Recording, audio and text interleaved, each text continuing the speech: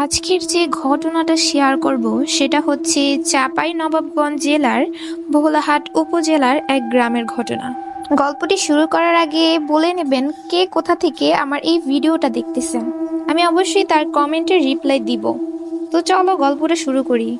অনেক আগের কথা, সেই গ্রামের একবারে পূর্ব পাশে একটা ঘর নিয়ে থাকতো শরীফা বিবি।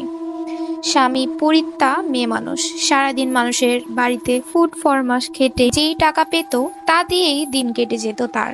ছোট একটা মেয়ে ছিল শরীফার, বয়স মাত্র 11 বছর। সেই মেয়েকে নিয়েই গ্রামের একদম শেষ মাথায় ঘরটিতে থাকতো সে।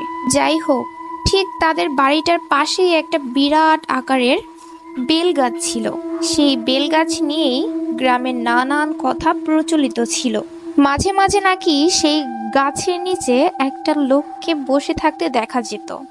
লোকটিকে যখনই দেখা যেত তখনই নাকি দূরে কোথাও কুকুরের কাদার আওয়াজ পাওয়া যেত।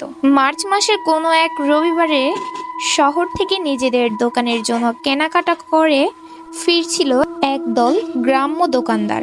সংখ্যায় তারা 12 কিংবা 15 জনের মতো ছিলেন। রাত তখন 11টার মতো হবে। শরীফাদের বাসার কাছে আসতেই তারা দেখতে পেলেন সেই গাছের নিচে লোকটি বসে আছে এবং লোকটিকে ঘিরে আছে একদল মানুষ আকৃতি ছায়ামূর্তি। প্রতিটা ছায়ামূর্তি আকারে যেন মানুষের প্রায় দ্বিগুণ। তারা সবাই দেখে দম বন্ধ করে দাঁড়িয়ে থাকেন। মিনিট খানেক পর